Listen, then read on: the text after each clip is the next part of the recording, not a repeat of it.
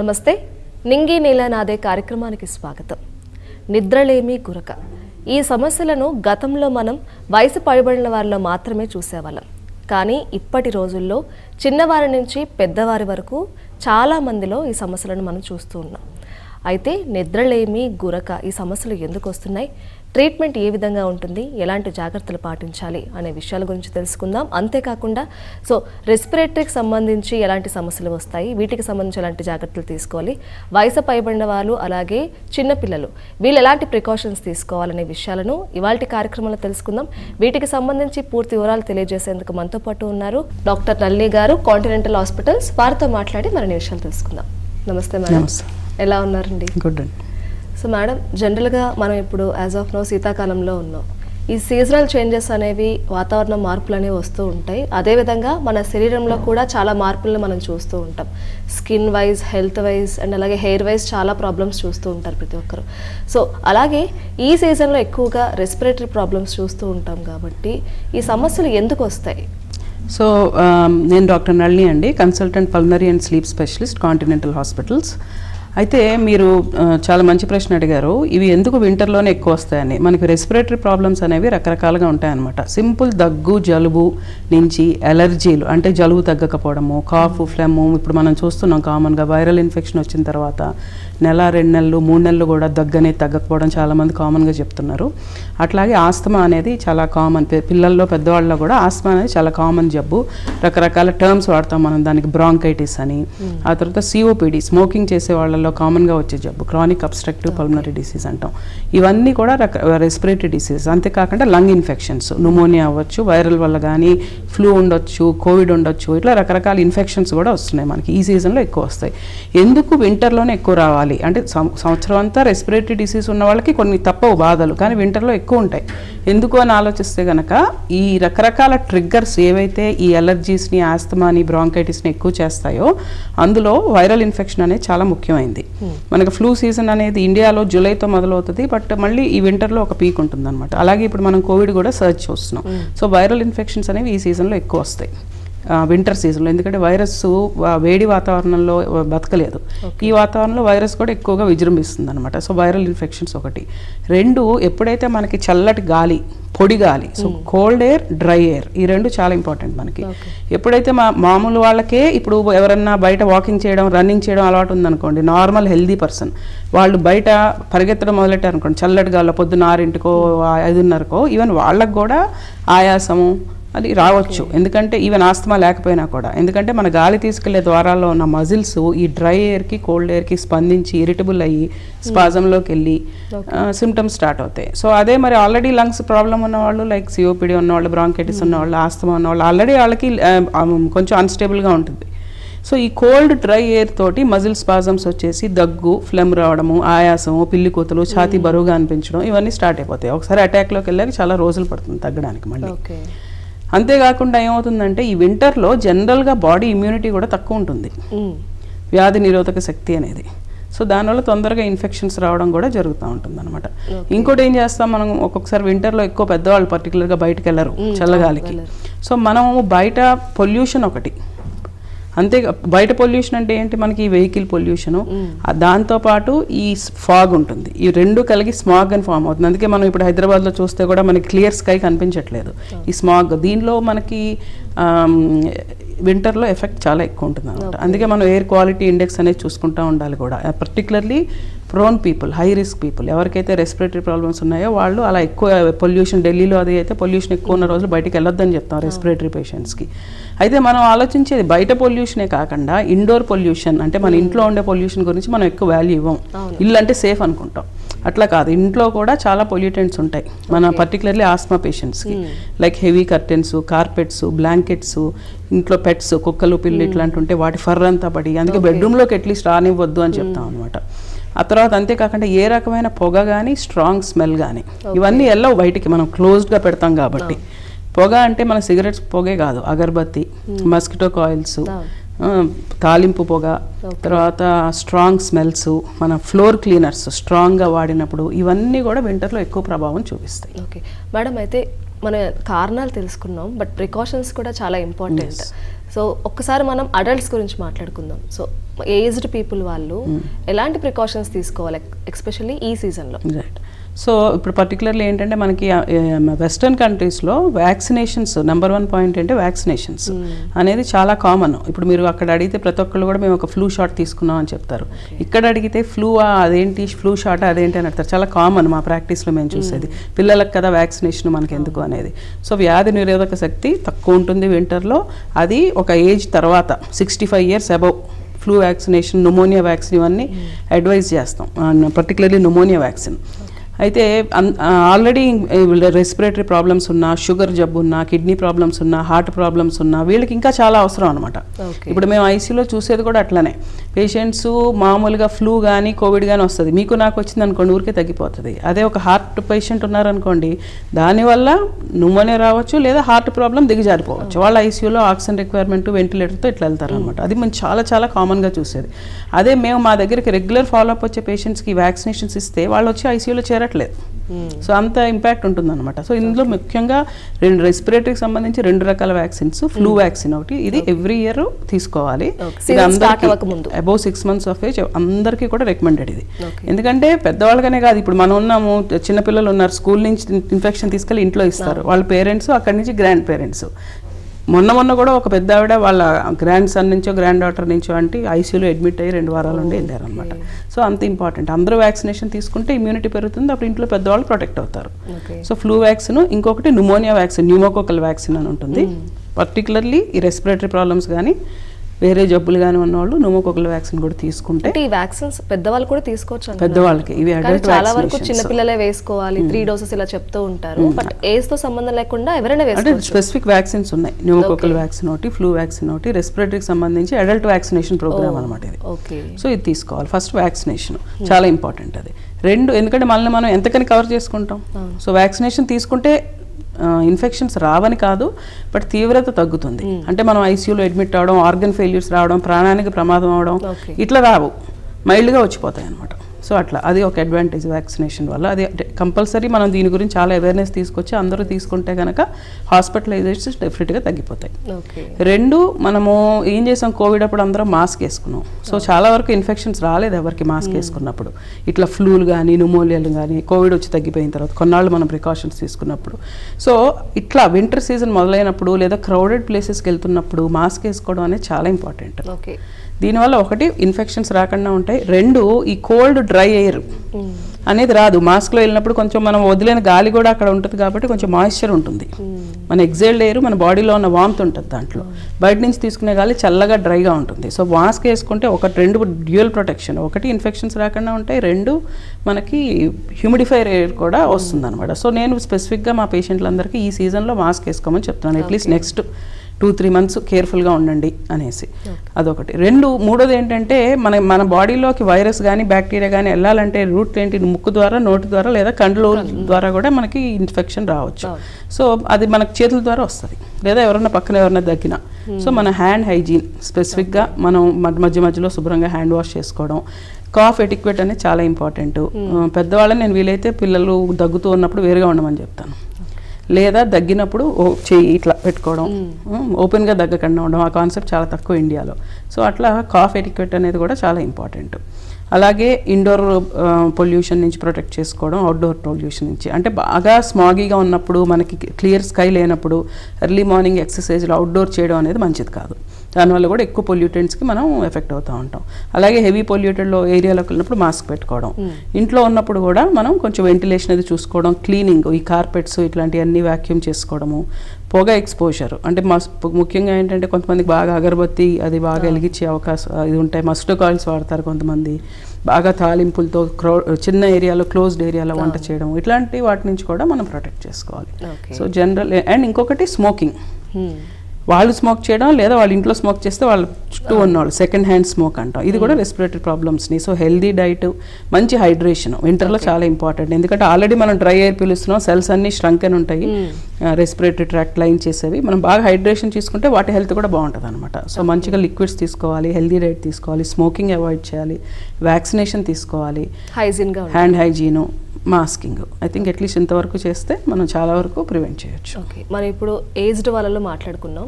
చిన్నపిల్లల గురించి మనం చాలా వరకు మాట్లాడుకోవాల్సిన అవసరం ఉంది. ఎందుకంటే వాళ్ళు చెప్తే వినరు, వాళ్ళ వల్లే ఎక్కువగా కూడా ఇంట్లో వాళ్ళకి వస్తూ ఉంటాయి, స్కూల్స్కి అవి వెళ్తూ ఉంటారు. కాబట్టి చిన్నపిల్లలు వాళ్ళగా ఎలాంటి జాగ్రత్తలు తీసుకోవాలి, పేరెంట్స్ వాళ్ళని ఎలా మానిటర్ చేయాలి? సో చిన్నపిల్లల్లో కూడా ఏంటంటే కొంతవరకు ఏంటంటే first 5 years school going age start అయినప్పుడు తప్పదు, ఇన్ఫెక్షన్స్ వస్తాయి. That is how they build up their immunity అనమాట. మనం అసలు ఏమి రాకూడదు అన్నట్టు ప్రొడక్ట్ చేసినా కూడా మంచిది కాదు.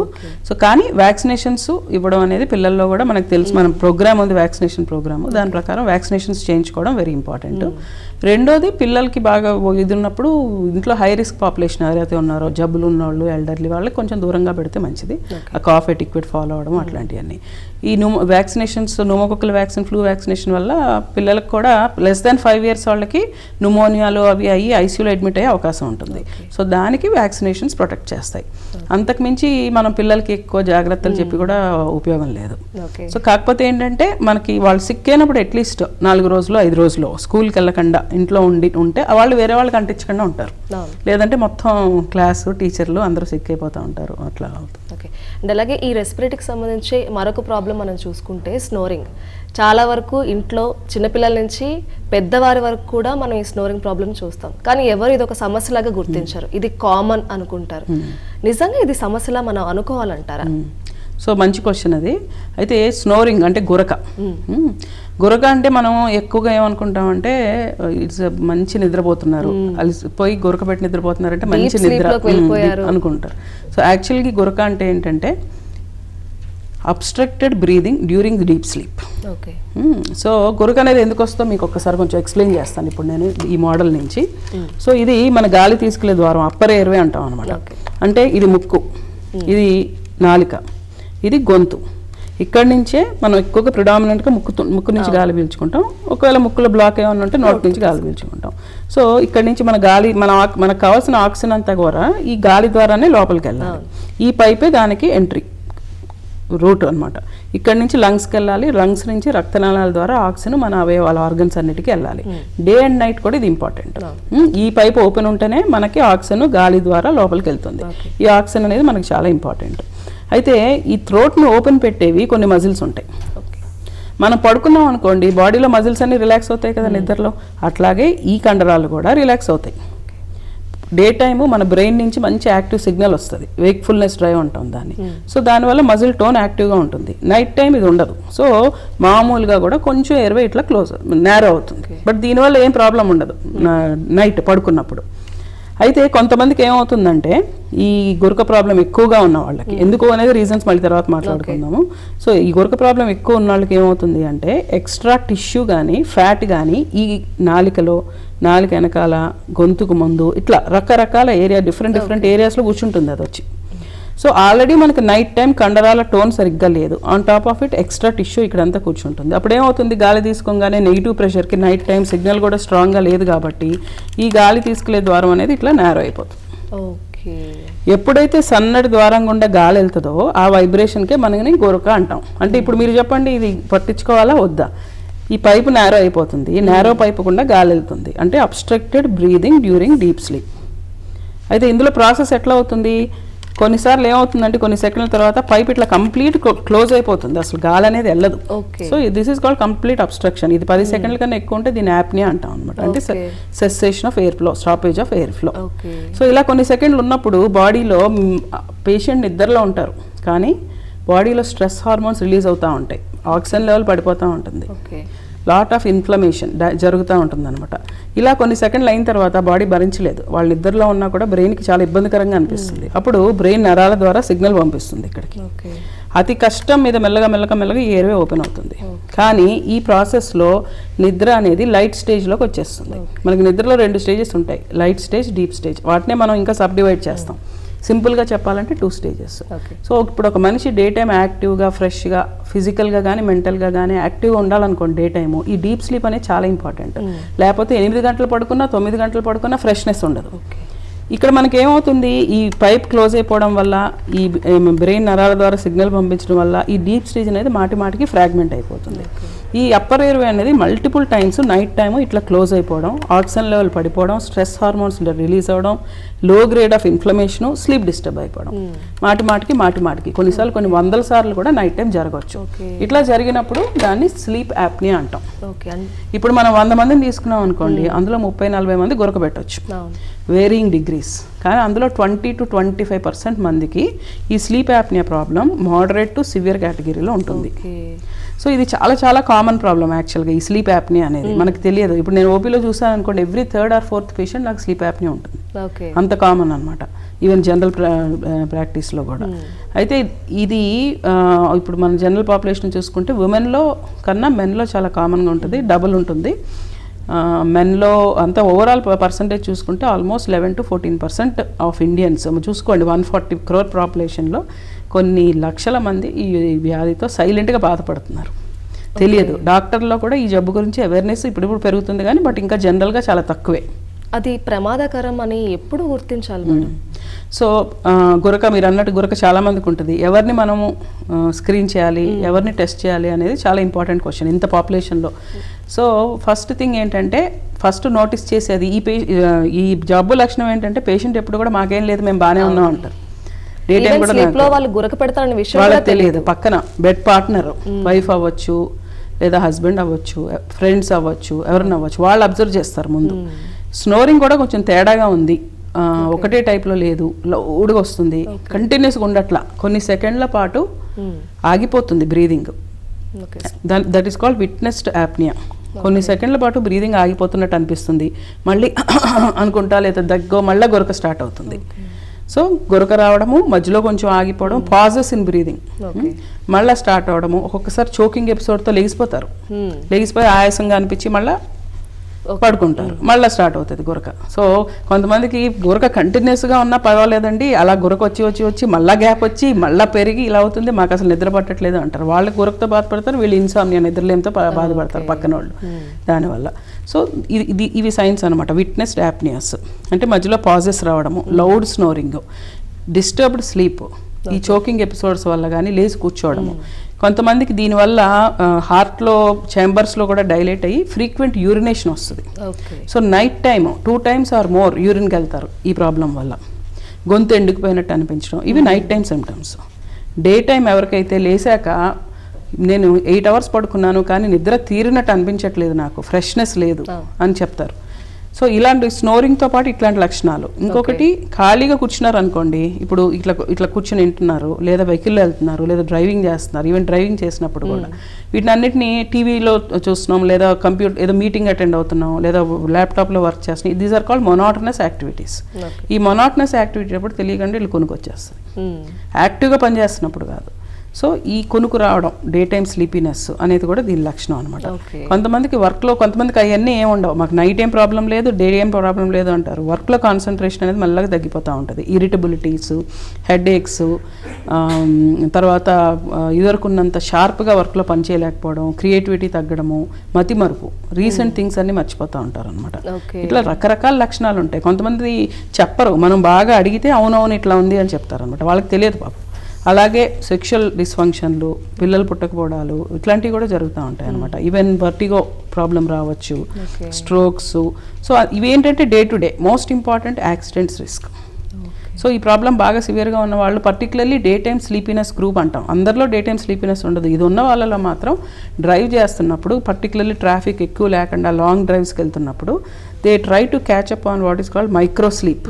అంటే చాలా స్లీప్ డెఫిసిట్ అనేది బిల్డప్ అయిపోతుంది. అంటే నిద్ర పడుకోకపోవడం కాదు, పడుకున్నా కూడా డీప్ స్లీప్ లేకపోవడం వల్ల వాళ్ళు కొన్ని నెలలు, సంవత్సరాలు బట్టి అలా బిల్డప్ అవ్వడం వల్ల ఖాళీ రోడ్డు మీద వెళ్తున్నప్పుడు ఇట్లా కొనుక్కొచ్చేస్తుంది, యాక్సిడెంట్స్ చాలా అయ్యే అవకాశం ఉంటుంది. సో వీళ్ళకి మేము ట్రీట్మెంట్ తీసుకోకుండా డ్రైవింగ్ చేయొద్దని చెప్తాం బాగా ఈ ఎక్సెసివ్ స్లీపీనెస్ గ్రూప్లో. ఇవి మన day to day dysfunctions. But long term effects ఏంటి అనేది చాలా ఇంపార్టెంట్. ఈ లాంగ్ టర్మ్ ఏమవుతుంది అంటే, మన బాడీలో ఆర్గన్స్ అన్నిటికీ సింపుల్, ఇక్కడ పైప్ క్లోజ్ అయిపోతే ఆక్సిజన్ వెళ్ళదు, ఆక్సిజన్ వెళ్ళకపోతే బాడీలో ఆర్గన్స్ అన్నిటికీ లో ఆక్సిజన్ లెవెల్ అందుతుంది, ఇంక్రీజ్ స్ట్రెస్ హార్మోన్స్, ఇన్ఫ్లమేషన్ అంటే లో గ్రేడ్ డ్యామేజ్ ఎవ్రీ నైట్ జరుగుతూ ఉంది, ఇట్లా స్లీప్ కంటిన్యూస్గా డిస్టర్బ్ అవుతూ ఉంది. వీటన్నిటి వల్ల ఆర్గన్స్ అన్నీ మెల్లగా డ్యామేజ్ అవ్వడం మొదలెడతాయి. డ్యామేజ్ అనేది ఫస్ట్ ఎట్లా ఉంటుంది, cell level, tissue level, organ level. ఆర్గన్లో కొంతవరకు దెబ్బతింటే కానీ బ్లడ్ టెస్టుల్లో తెలియదు. సో ఎట్లా మొదలవుతుంది అంటే ఫస్ట్ ఏదో కొలెస్ట్రాల్ ప్రాబ్లం లాగా స్టార్ట్ అవుతుంది, తర్వాత బీపీ ఒక మందుతో తగ్గకపోవచ్చు, 2-3 మందులు కూడా అవసరం పడవచ్చు. Heart problems, diabetes, stroke risk, depression, ఇంకా ఎక్కువ లావ్ అవ్వడం వల్ల పైనుంచి కింద వరకు ఏ ఆర్గన్ అన్నా సరే ఈ స్లీప్ యాప్నియా ప్రాబ్లం వల్ల ఎఫెక్ట్ అవుతుంది అనమాట. వర్టిగో ప్రాబ్లమ్స్, సెక్షువల్ డిస్ఫంక్షన్స్, రకరకాల హెల్త్ ప్రాబ్లమ్స్ వస్తాయి. ఓకే, అయితే ఈ స్నోరింగ్ని నెగ్లెక్ట్ చేయడం వలన, సో మనం ఇప్పుడు చాలా ప్రాబ్లమ్స్ గురించి మాట్లాడుకున్నాం. సో స్నోరింగ్, స్లీప్ యాప్నియా ఒకటి కాదు, డిఫరెన్షియేట్ ఎప్పుడు చేస్తాం మనం? ఒక పర్సన్గా తనకు తాను డిఫరెన్షియేట్ చేసుకోగలరా? నేను చెప్పిన లక్షణాలు ఉన్నాయి కదా మీకు, అందులో మెయిన్గా ఏంటంటే మేము కొన్ని స్క్రీనింగ్ క్వశ్చనర్స్ వాడతాం అనమాట. ప్రతి స్నోరింగ్ పేషెంట్కి మనం స్లీప్ స్టడీ అంటే కన్ఫర్మ్ చేయడానికి స్లీప్ స్టడీ అనేది ఎప్పుడు చేయాలి అనేది. సో స్టాప్ బ్యాంగ్ క్వశ్చనర్ అని ఉంటుంది అనమాట. స్నోరింగ్ స్టాప్ అంటే అందులో STOP, S is for snoring, T is for daytime tiredness, observed apnoeas అని చెప్పాను కదా, that is for O, P is blood pressure. అంటే ఎవరైతే గురక పెడతారో వాళ్ళలో లౌడ్ స్నోరింగ్ ఉండి మధ్య మధ్యలో బ్రీదింగ్ ఆగిపోయే పాజెస్ హిస్టరీ ఉండి డే టైమ్ సిమ్టమ్స్ ఏదో ఒకటి ఉండాలి, నైట్ టైమ్ సిమ్టమ్స్ ఉండాలి, డే టైమ్ సిమ్టమ్స్ ఉండాలి. Day time symptoms in the sense tiredness కానీ స్లీపీనెస్ కానీ. వీళ్ళల్లో బీపీ కానీ ఉందనుకోండి, ఆల్రెడీ బీపీ కానీ షుగర్ కానీ. బాడీ బ్యాంగ్ అంటే body mass index, weight in kg by height in meter square, more than 30 ఉందనుకోండి, they are more prone for sleep apnea. Age more than 50 years. N is for neck circumference, more than 17 inches in males, they are more prone, more than 16 inches in females, they are more prone. G is gender, males లో double risk ఉంటుంది, but menopause తర్వాత women and men ఇద్దరిలో కూడా same ఉండొచ్చు. So ఈ ఉన్న వాళ్ళకి ఏంటంటే డెఫినెట్గా ఎస్ స్లీప్ యాప్. ఈ స్టాప్ బ్యాంక్ క్వశ్చనర్లో మనకి 3 or more పాయింట్లు వచ్చాయనుకోండి, డెఫినెట్గా ఎస్ ఎక్కువ రిస్క్ ఉంది, వీళ్ళకి మనం స్క్రీన్ చేయాలి. But always we don't go by this. ఇదేం లేకుండా కూడా ఎంతోమంది యంగ్ పేషెంట్స్ మాకు 30s 40sలో ఉన్నోళ్ళు చాలా పక్కన బెడ్ పార్ట్నర్ హిస్టరీ ఇస్తూ ఉంటారు. వాళ్ళకి స్లీప్ స్టడీ చేస్తే నైట్ టైం ఆక్సిజన్ లెవెల్ ఎంత ఘోరంగా పడిపోతుంది అనేది తెలుస్తుంది. These are all our future generation who will develop heart problems అనమాట. సో దాని ఇంపార్టెన్స్ చాలా ఉంది. మాకు కొన్ని ఈవెన్ పెద్ద వయసు వాళ్ళు కూడా, ఈవెన్ 50s 60sలో ఉన్న వాళ్ళు కూడా 4-5 రకాల బీపీ మెడిసిన్స్ వాడుతుంటారు. That is called refractory hyper tension. So అది కంట్రోల్ అవ్వదు. బట్ ఎనీ డిసీజ్ కంట్రోల్ అవ్వకపోతే, ఇప్పుడు హార్ట్కి కూడా రకరకాలుగా ఎఫెక్ట్ చేస్తుంది స్లీప్ యాప్నియా అనేది. అంటే హార్ట్ అటాక్లు కాజ్ చేయొచ్చు, హార్ట్ ఫెయిల్యూర్ కాజ్ చేయొచ్చు, హార్ట్ రిథంలో డిస్టర్బెన్సెస్. కొంతమందికి హార్ట్ రేట్ బాగా ఎక్కువైపోయి వస్తారు కదా మనకి ఐసీయూకి, అది అట్లా హార్ట్ రిథమ్ డిస్టర్బెన్సెస్ కాజ్ చేయొచ్చు. ఇట్లా refractory blood pressure problems cause చేయొచ్చు. సో మేము ఒకటి చూసేది ఏంటంటే, ఇక్కడ ఏ జబ్బు అయినా సరే కంట్రోల్ అవ్వట్లేదు అంటే అండర్లైయింగ్ స్లీప్ ప్రాబ్లం ఏమైనా ఉందా, దీన్ని అడ్రస్ చేస్తే మనం ఏమైనా బెటర్ చేయొచ్చు అని చూసాం. దానికి చాలా మంచి రిజల్ట్స్ కూడా వస్తున్నాయి. ఇలాంటి పేషెంట్లకి మనం అండర్లైయింగ్ స్లీప్ యాప్నియా ఉంటే కనుక దానిని ట్రీట్ చేస్తే 6 బీపీ మెడిసిన్స్ ఉన్నవాళ్ళు 3 బీపీ మెడిసిన్స్కి వచ్చేస్తున్నారు. సో అట్లా అంత సిగ్నిఫికెంట్ ఇంపాక్ట్ ఉంటుంది. ఓకే, చాలా మందిలో ఇప్పుడు యంగ్ ఏజ్ పీపుల్లో కూడా మనం హార్ట్ అటాక్స్, హార్ట్ ఫెయిల్యూర్స్ చూస్తున్నాం. వాళ్ళకి బీపీ షుగర్ ఏమీ ఉండకపోవచ్చు, బట్ ఇలాంటి ఒక ప్రాబ్లం ఉండడం వల్ల కూడా అలా హార్ట్ అటాక్స్ వచ్చే డెఫినెట్గా రావచ్చు. ఎందుకంటే నైట్ టైం ఆక్సిజన్ లెవెల్స్ తగ్గిపోతున్నాయి. ఇప్పుడు మనకి సడన్ కార్డియాక్ డెత్ అంటాం అనమాట. Sleep apnoea also can cause sudden cardiac death, particularly night time early morning బాగా లో ఆక్సిజన్ లెవెల్కి వెళ్ళి యూరినేషన్కి వెళ్ళి కొలాప్స్ అయిపోయిన వాళ్ళు ఎంతమంది ఉన్నారు. మనం మ్యూజిక్ డైరెక్టర్ చక్రి, బప్పీలారి, వీళ్ళందరూ కూడా సివియర్ స్లీప్ యాప్నియాతో చనిపోయిన వాళ్ళు. ఓకే మేడం, మనం చిన్నపిల్లల్లో చూసుకుంటే కోల్డ్ కాఫ్ వచ్చినప్పుడు స్నోరింగ్ కామన్ వస్తుంది, నోస్ బ్లాక్ అవుతుంది. కానీ ఒకవేళ అలాంటి ప్రాబ్లమ్స్ లేనప్పుడు కూడా చిన్నపిల్లల్లో మనం ఈ స్నోరింగ్ అబ్జర్వ్ చేస్తే వాళ్ళకి ఎలా, అంటే వెంటనే మనం ఖచ్చితంగా డాక్టర్ని చూపించుకోవాల్సిన అవసరం ఉంటుందా? ఏ స్టేజ్లో మనం చూపించుకోవాలి? సో ఇప్పుడు ఏంటంటే దీనికి రకరకాల కారణాలు. నేను చెప్పినట్టుగా వెయిట్, ఊబకాయం అనేది చాలా ఇంపార్టెంట్ రీజను. అయితే కొంతమంది ఒబీస్ లేకపోయినా కూడా స్నోరింగ్ అనేది ఉండొచ్చు, అది కూడా కవర్ చేస్తాను ఇక్కడ నేను. క్రేనియోఫేషియల్ రెస్ట్రిక్షన్ అంటాం. అంటే మన ఫేస్ బోన్స్ కానీ ఈ టిష్యూస్ కానీ ఎట్లా ఫామ్ అయ్యాయి అనే దాన్ని బట్టే ఇది ఎంతవరకు ఓపెన్ ఉంటుంది నైట్ టైం అనేది ఉంటుంది అనమాట. సో పెద్దవాళ్ళలో కొంతమందిలో చిన్నప్పటి నుంచి కూడా 2 ఇంపార్టెంట్ రీజన్స్. ఒకటి ఎడినాయిడ్స్, గొంతు వెనకాల ముక్కు వెనకాల ఉంటుంది, టాన్సిల్స్. ఎడినాయిడ్స్ అండ్ టాన్సిల్స్ కొంతమందికి బాగా ఎన్లార్జ్డ్ ఉండి వాటి వల్ల నైట్ టైము అబ్స్ట్రక్షన్ ఉంటుంది.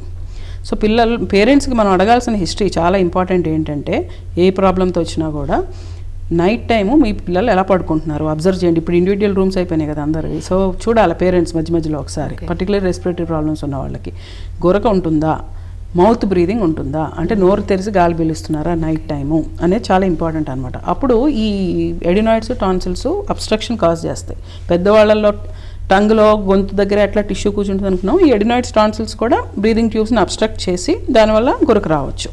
సో ఇక్కడ ఇంపార్టెన్స్ ఏంటంటే ఎడినాయిడ్స్ అనేవి చాలా ఇంపార్టెంట్ కదా, టాన్సిల్స్ అనేవి చాలా ఇంపార్టెంట్ కదా ఇన్ఫెక్షన్ ప్రివెన్షన్కి అనే కాన్సెప్ట్ ఉండేది.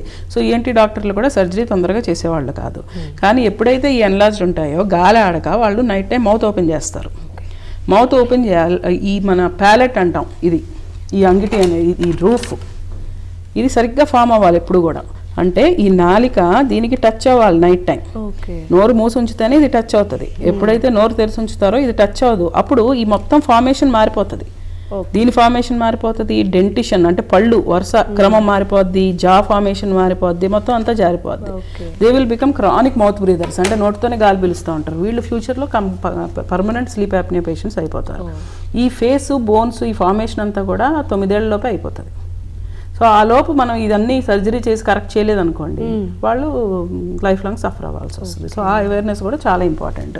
పిల్లలు నైట్ టైము ఆయాసపడుతున్నారు, ఆస్మా అలర్జీస్ ఆఫ్ కోర్స్ దీన్ని అగ్రవేట్ చేయొచ్చు.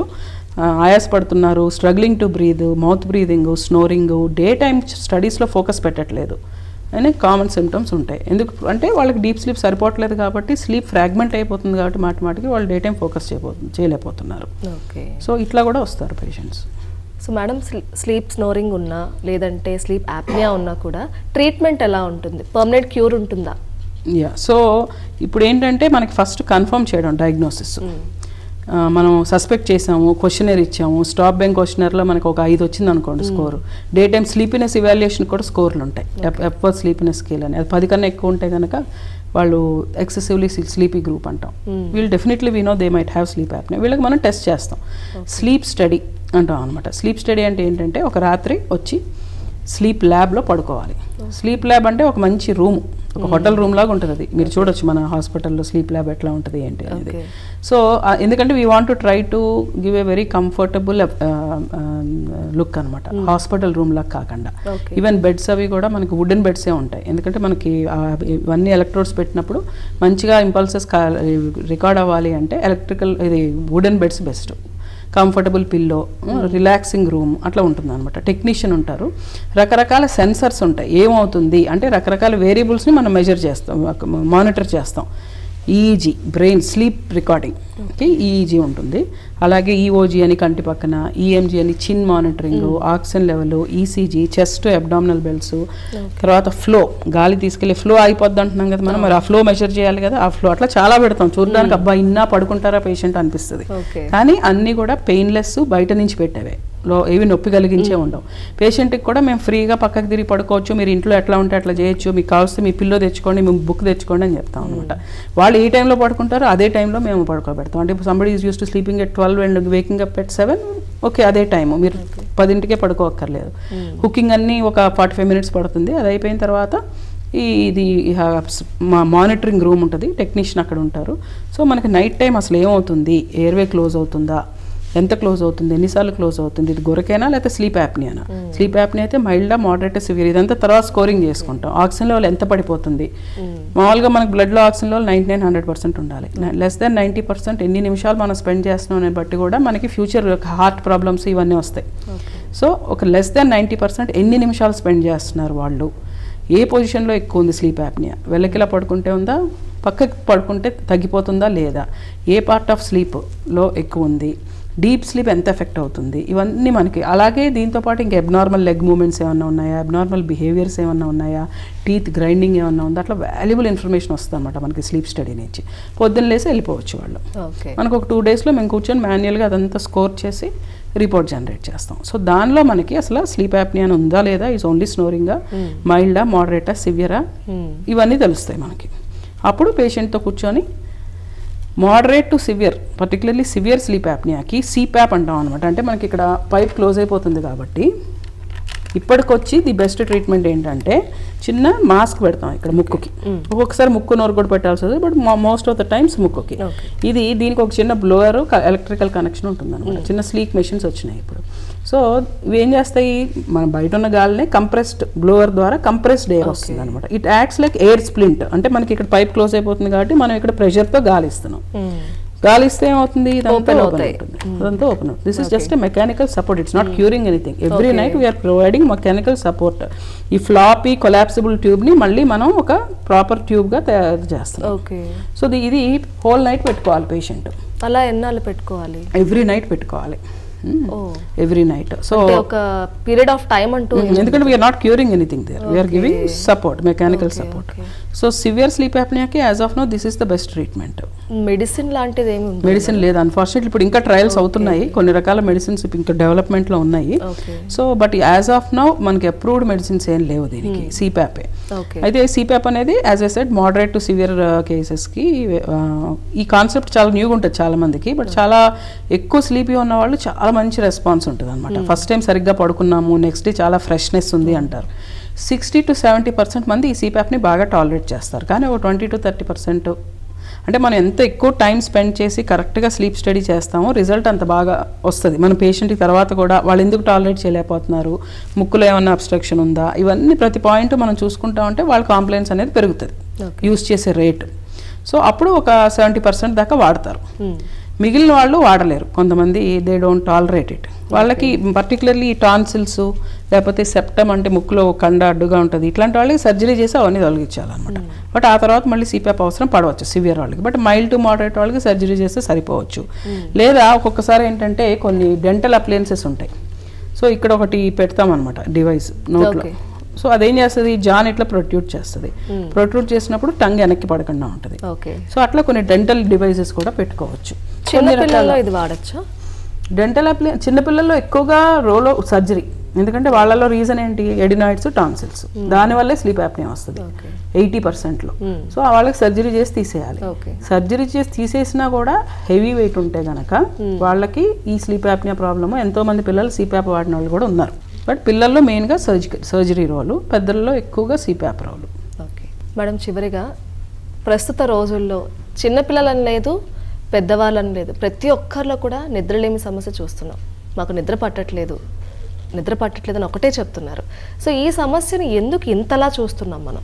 సో దీన్నే ఇన్సామ్నియా అంటాం అనమాట, నిద్ర పట్టకపోవడం అనేదాన్ని. ఈ ఇన్సామ్నియా అనేది ఈ ఎప్పటి నుంచో ఉన్న ప్రాబ్లమే, చాలా అండర్ ఫోకస్డ్ ప్రాబ్లం అన్ని జబ్బుల్లోకి కూడా, పర్టికులర్లీ ఇండియాలో. ఇప్పుడు మనకి వెస్టర్న్ కంట్రీస్లో అవేర్నెస్ బాగానే పెరిగింది. నేను స్లీప్ యాప్నియా అని చెప్పాను కదా ఇందాక, దాని ప్రివలెన్స్ ఒక 11% అయితే ఇది ఇంకా ఎక్కువ, ఆల్మోస్ట్ 14% ప్రివలెన్స్ ఉంది. ఇండియాలో ఇంకా ఎక్కువ 28% దాకా ఉంది. పర్టికులర్లీ పేషెంట్స్లో, మెడికల్ పేషెంట్స్లో ఇంకా 40% మందికి ఇన్సామ్నియా ప్రాబ్లం ఉంటుంది అనమాట. సో రకరకాల రీజన్స్ వల్ల ఇన్సామ్నియా అనేది రావచ్చు. జనరల్గా కొన్ని రకాల ప్రెడిస్పోజింగ్ ఫ్యాక్టర్స్ ఉంటాయి. అంటే ఒక ఏజ్ తర్వాత న్యాచురల్గానే నిద్ర అనేది తగ్గుతుంది. ఉమెన్లో ఎక్కువ ఉంటుంది, యాంగ్షియస్ నేచర్ ఉన్న వాళ్ళలో, టెన్షన్, డిప్రెషన్ ఉన్న వాళ్ళలో ఎక్కువ ఉంటుంది. Somebody is not happy with their life అనుకోండి, with their career or with their marriage or anything, వీళ్ళల్లో ఎవరైతే అన్సాటిస్ఫైడ్ ఉన్నారో లైఫ్లో వాళ్ళకి ఈ ఇన్సామ్నియా ప్రాబ్లం వచ్చే అవకాశాలు ఎక్కువ ఉంటుంది. డ్రగ్ అబ్యూజ్, ఆల్కహాల్ ఇలా ఉన్న వాళ్ళలో, స్మోకింగ్, వీళ్ళలో కూడా ఇన్సామ్నియా ఉంటుంది. ఇలాంటి వాళ్ళు అయితే ఇంకా కామన్గా కొన్ని మనం చూసేది ఏంటంటే, నేను ఈ కోవిడ్లో చూస్తుంది ఒకటి, బిఫోర్ దట్ ఆల్సో ఈ ఎలక్ట్రానిక్ గ్యాడ్జెట్స్ యూసేజ్. అంటే మనకి ఇప్పుడు day and night 24 hours world అయిపోయింది కదా. మనం what we're use to is actually ఇవల్యూషనరీగా మనం ఏంటి, డే టైం అంతా బ్రైట్ లైట్ ఉండాలి, నైట్ అయ్యేటప్పటికి dim light and night no light. That's how humans have evolved. ఇప్పుడు ఏమైపోయింది, డే టైం లెగము 11-12 వరకు, మన షిఫ్ట్ స్టార్ట్ అయ్యేది 2ంటికి. అండ్ ఎప్పుడైతే మనం డల్ డిమ్ లైట్కి మన బ్రెయిన్లో స్లీప్ సెంటర్ అనేది అలవాటు అయ్యిందో, మనం అక్కడ బ్రైట్ లైట్ పడుతుంది మనకి. వీటన్నిటి వల్ల చాలా problems. On top of it అయిపోయాక కూడా సరదాగా ఫోన్ బ్రౌజ్ చేయడమో లేదా ల్యాప్టాప్ వాడడము, వీటన్నిటి వల్ల దానిలో ఉండే blue light or white light అది మన బ్రెయిన్లో ఉన్న మెలటోనిన్ హార్మోన్ సెగ్రేషన్ తగ్గించేస్తుంది. సో న్యాచురల్లీ అంతా కన్ఫ్యూషన్ స్లీప్ సెంటర్కి లోపల, సో నిద్ర రాదు. అయితే ఇంకొకటి షిఫ్ట్ వర్క్ ఉన్న వాళ్ళు కూడా ఈ ప్రాబ్లం కొంచెం ఎక్కువ అవుతుంది. అనదర్ ఇంపార్టెంట్ థింగ్ నేను చూసింది ఏంటంటే, సైకోఫిజియలాజిక్ ఇన్సామ్నియా అని ఒక టైప్ ఉంటుంది అనమాట. వాళ్ళ బెడ్రూమ్లోకి వెళ్తే పడుకోవడం చాలా కష్టం అయిపోద్ది. కొత్త ప్లేస్కి వెళ్ళినప్పుడు బాగానే పడుకుంటారు. అంటే మనం ఏం చేస్తున్నాం అంటే, బెడ్రూమ్ని పడుకోవడానికి కాకుండా వర్క్ ఫ్రమ్ హోమ్ చేసే వాళ్ళ పర్టికులర్లీ చూస్తుంది. పర్టికులర్లీ ఈ హాస్టల్ రూమ్స్లో, పీజీ హాస్టల్స్లో అట్లా ఉంటారు కదా, బెడ్ మీదే పండుకుంటారు, బెడ్ మీదే వర్క్ చేసుకుంటారు. బ్రెడ్ మీద తింటారు. ఎందుకంటే వారంలో 3 రోజులు వెళ్తున్నారు ఇప్పుడు వర్క్కి. బెడ్ మీదే తింటారు, ఈటింగ్, డ్రింకింగ్, రిలాక్సింగ్, వరింగ్ అన్ని బెడ్ మీదే. మరి ఇంకా నిద్రకి బెడ్కి ఒక మంచి స్టిమ్యులస్ కనెక్షన్ అనేది పోయింది. That is called stimulus dyscontrol. That is one of the main reasons. ఈ కోవిడ్ తర్వాత నేను చూసేది మెయిన్గా ఆ హిస్టరీ అడిగితే చాలామంది మేము అసలు అవును బెడ్ మీదే వర్క్ చేస్తున్నాం, ఫ్యామిలీతో ఉంటున్నా కూడా బెడ్రూమ్లోనే ఉంటున్నాం ఎక్కువగా అని చెప్తారనమాట. అదొకటి. పొద్దున పూట సన్లైట్ ఎక్స్పోజర్ లేకపోవడం, గుడ్ ఎక్సర్సైజ్ లేకపోవడం, ఇవన్నీ కూడా మన లైఫ్ స్టైల్ ఫ్యాక్టర్స్ అనమాట. అయితే one important thing I want to tell here is ఇన్సామ్నియాకి మంచి ట్రీట్మెంట్స్ ఉన్నాయి ఇప్పుడు. మన ఇండియాలో అవేర్నెస్ చాలా తక్కువ వీటి గురించి. మందులు ఈజ్ వన్ సైడ్, మంచి మందులు కూడా వచ్చినాయి ఇప్పుడు. But I want to stress on one point, medicines కాదు దీనికి main stay of treatment. 70 to 80% of పేషెంట్స్కి మెడిసిన్స్ లేకుండా cognitive behavioural therapy for insomnia, CBTI అంటాం అనమాట. ఇది నా స్పెషలైజేషన్. సో ఇదేంటంటే జస్ట్ బిహేవియరల్ కాగ్నిటివ్ అంటే మన లెర్నింగ్ స్కిల్స్ని కరెక్ట్గా ఉండేట్టుగా చూసుకోవడం. అంటే మనకి డిస్ఫంక్షనల్ బిలీఫ్స్ ఉంటాయి. అమ్మో 7 గంటలు పడుకోవాలి నేను, లేకపోతే నాకు హెల్త్ ప్రాబ్లమ్స్ వస్తాయి, నేను ఎందుకు పడుకోలేకపోతున్నాను, ఈ వరీస్ ఎక్కువైపోతాయి అనమాట. సో ఆ అన్రియలిస్టిక్ ఎక్స్పెక్టేషన్స్ని, ఫాల్స్ బిలీఫ్స్ని, లేకపోతే వాళ్ళ భయాల్ని తొలగిస్తాం ఈ ట్రీట్మెంట్ ద్వారా. అలాగే బిహేవియరల్ థెరపీ అంటే పొద్దున లేచిన దగ్గర నుంచి నెక్స్ట్ డే మార్నింగ్ వరకు వాళ్ళ స్కెడ్యూల్ ఎట్లుండాలో చెప్తాను నేను, ఏం చేయాలో చెప్తాను. తర్వాత స్లీప్ లాగ్ అని ఇస్తాం. అంటే ప్రీవియస్ నైట్ ఎన్నింటికి బెడ్ లైట్స్ ఆఫ్ చేశారు, నిద్రలోకి వెళ్ళడానికి ఎంత టైం పట్టింది, మధ్యలో ఎన్నిసార్లు మెలకు వచ్చింది, మెలకు వస్తే మళ్ళీ ఎంత టైం పట్టింది, పొద్దున ఎన్నింటికి లేశారు, మీ డే ఎట్లా ఉంది, ఇవన్నీ simple questions next day night fill చేయాలి. అలా ఎవ్రీ 2 వీక్స్కి నా దగ్గర తీసుకురావాలి. తీసుకొస్తే అది చూసి మళ్ళీ నెక్స్ట్ స్కెడ్యూల్ ఇస్తాను నెక్స్ట్ 2-3 వీక్స్కి. అలా ఒక 2-3 నెలలు మనం కష్టపడినట్టయితే మంచి ఇంప్రూవ్మెంట్స్ 80% పేషెంట్స్లో 70 to 80% వితౌట్ మెడిసిన్స్ వస్తుంది. కొంతమందికి మనం మెడిసిన్స్ యాడ్ చేసుకోవాలి. బట్ ఒకటే ఏంటంటే మెడిసిన్స్ ఆర్ టెంపరీ, ఆ ఇమీడియట్ సివియరిటీని తగ్గించడానికి. బట్ CBTI అనేది అసలు ఎంత అండర్ యూస్డ్ అంటే ఇండియాలో, దానిని మంచిగా ప్రొజెక్ట్ చేయాలని నా ఆశ. అలాగే చేస్తున్నాను, పేషెంట్స్కి కూడా మంచి ఇంప్రూవ్మెంట్స్ వస్తున్నాయి. So that is one thing I want to tell everyone. Doctor నల్లి గారు, thank you so much. So చాలా వరకు సమస్యలుగా గుర్తించిన వాటి గురించి ఈరోజు మనం మాట్లాడుకున్నాము. రెస్పిరేటరీ ప్రాబ్లమ్స్ అవ్వచ్చు, స్నోరింగ్ గురించి అవ్వచ్చు, లేదంటే స్లీప్ యాప్నియా గురించి అండ్ నిద్రలేం గురించి చాలా చక్కగా ఎన్నో సందేహాలకు చక్కని సమాధానం అందించారు. Thank you so much. విన్నారు కదండి, నిద్రలేమి, గురక, అలాగే రెస్పిరేటరీ ప్రాబ్లమ్స్, ఇవన్నీ కూడా మనం పెద్ద సమస్యగా చూడం. కానీ దీన్ని నెగ్లెక్ట్ చేస్తే గనక అవి దీర్ఘకాలిక సమస్యలుగా మారే అవకాశం ఉందని చెప్పి డాక్టర్ గారు చెప్తున్నారు. కాబట్టి మనం స్టార్టింగ్ స్టేజ్లోనే వీటిని గుర్తించి ప్రికాషన్స్ తీసుకున్నట్లయితే వీటిని పర్మనెంట్గా క్యూర్ అనేది ఉంటుందని చెప్పి డాక్టర్ గారు చెప్పారు. ఇది ఇవాల్టి నింగి నేల కార్యక్రమం. మరో కార్యక్రమంలో మళ్ళీ కలుసుకుందాం. అంతవరకు సెలవు. నమస్తే.